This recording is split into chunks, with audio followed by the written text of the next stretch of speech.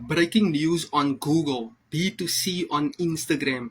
Instagram is no longer just B2C, business to consumer. It is a critical strategic platform for B2B marketers.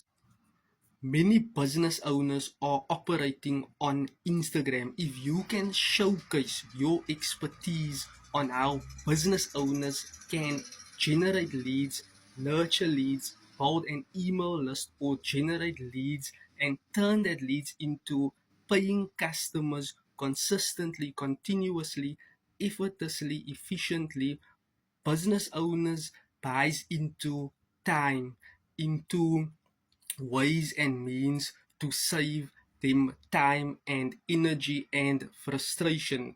If you can put yourself out in the marketplace and attract those business owners to you to solve their pain point, their desired pain point that they are struggling with, of course, business owners will be a much more easier sell.